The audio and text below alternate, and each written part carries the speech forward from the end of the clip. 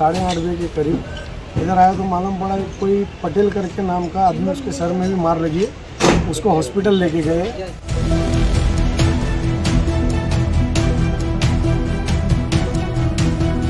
ये हमेशा आग लगती है, इसके पहले भी यही ऑफिसर थे और मैं यही था। हमेशा आग लगती रहती है और कुछ इसका होता नहीं है। कारण क्या, हर साल समझ जाओ मार्च अप्रैल है और क्या है, इंश्योरेंस का कुछ सिस्टम होगा, लेकिन साल में 12 महीने में 14 महीने में आग लगनी है।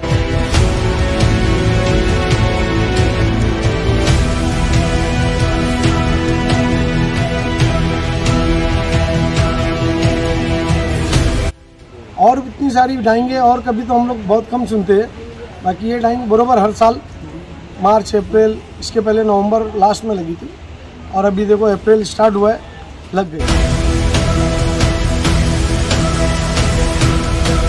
इसके पहले आज से 4-5 साल पहले बहुत बड़ी आग लगी थी और उस टाइम पे योगेश महसे साहब थे, उन्होंने सील किया था। उसके लिए हम लोग ने, हमारे साथी लोग, पूरे मोहल्ले वाले बहुत मेहनत किए थे। क्या कॉल था, क्या जानकारी मिली थी? ये कॉल इधर मोदी डाइंग है अपना दामन का नगर है, आमीना कंपाउंड में। इधर हमको 8:24 पर कॉल आया था। ये हमने गाड़ी देखा था, एक पहले अपना अंजीर फाटा का था, एक अपना IGM हॉस्पिटल है, वहाँ का फायर था।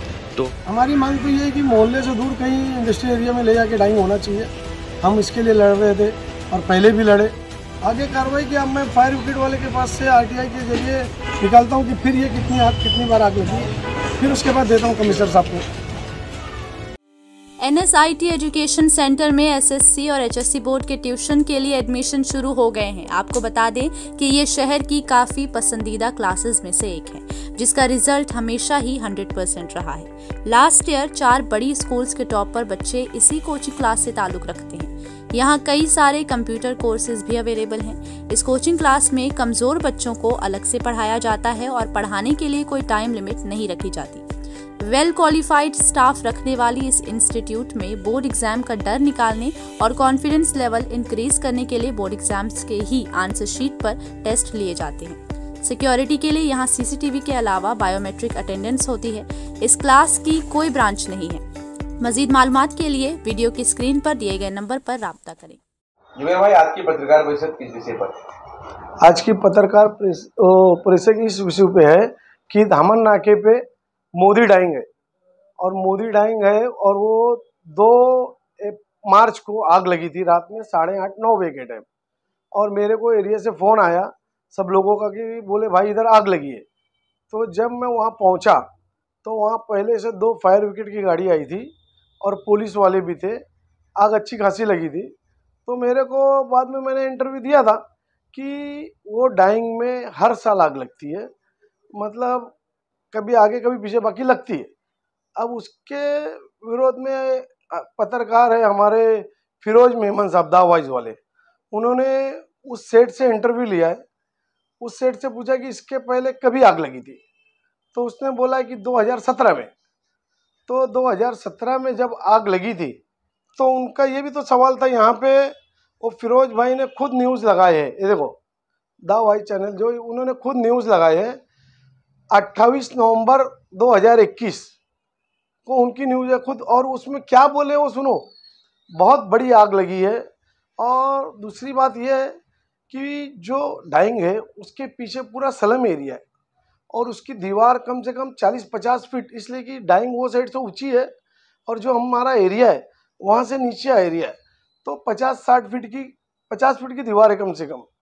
जब आग लगती है तो वहाँ के लोग गैस का बाटला, अपना वो बिस्तर, सामान सब ले लेके भागते हैं। ऐसे ही होता है। तो मैं बोला अगर मैंने गलत बोला था, अगर 2017 में ही आग लगी है, मेरे हिसाब से 2017 में 5 बार जब से आग लग चुकी है, बोलो तो मैं आपको वो भी दे दूंगा।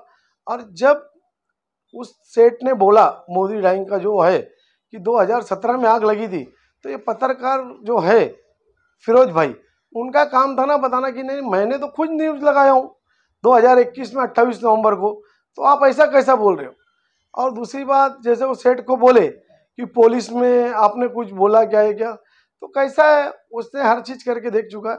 बाकी आग लगेगी तो मैं छोड़ूंगा नहीं, आग लगेगी इसलिए कि पीछे पूरा सनम एरिया मेरा भी घर है और मेरे वार्ड है वहीं, और सब गरीब मजदूर रहते हैं। उस डाइंग के बारे में सबको पता है। योगेश मस्से साहब जो कमिश्नर थे 21 दिन के लिए सील किए थे, और उसके बाद अब फिर वही मैं बोलूँ कैसे खुली मैं नहीं, बाकी जब कुछ गलत है जब भी सील किया। और दूसरी बात है कि हमने उसके ऊपर FIR भी करवाया था। वो चिंदी रबड़ प्लास्टिक जलाता है, वो भी एजेंसी मेरे पास रखी हुई है। क्या मतलब तकलीफ? उससे इसलिए तकलीफ है कि पीछे बीमारी का घर है ना, अगर प्लास्टिक रबड़ और चिंदी जो जलाते हैं उससे लोग बीमार पड़ रहे, बच्चे, राख उड़ती राख। अब तुम व्हाइट कपड़ा पहन के वहां रह नहीं सकते, जब टेरिस पे या नीचे देखोगे पूरा राख राख रहेगा। मेरे पास कॉपी भी है, पुलिस ने खुद जाके वहां पे ये देखा था कि वहां रबड़ वगैरह सब था। और दूसरी बात कैसा है कि वो बोला जो उस डाइंग का जो सेट है कि हमारा सीजन बोला, आप न्यूज में सुन लेना कि मार्च अप्रैल सीजन बोले, तो मैं समझा नहीं सीजन क्या। वो बोले हमारा सीजन में हम आग लगाएंगे, मतलब सीजन किस चीज का सीजन, ये मेरे को नहीं समझ में आ रहा है। बाकी उसी में क्यों आग लगती है, और हर साल अभी नवंबर में बताया ना मैं आपको, और ये अभी मार्च। योगेश मसे जैसा कमिश्नर लोग बोलते भिवंडी में उतना कड़क नहीं आया था, उन्होंने सील किया था 28 दिन के बाद जब खुली, तो मैंने उनको पूछा साहब क्या हुआ, इसलिए कि पूरे मोहल्ले के लोग थे, लेके गया था मैं। तो बोले उसमें 2 करोड़ का माल है, 2 CR का, वो मेरे से एक लेटर दिया खाली करने का। मतलब कभी खाली नहीं होगा, और वही हुआ जब से आज तक का वो बंद नहीं हुआ। और बहुत सारे लोग का अभी किससे मतलब कैसा है, अब जब हम कुछ करते हैं तो दुनिया भर के लोग का प्रेशर आता है। अब नाम सबका बोलना क्या बोलूं अब मैं, वो ठीक नहीं। ये है कि लास्ट टाइम जो आग लगी थी वो डाइंग वालों ने लगाई थी इंश्योरेंस के लिए।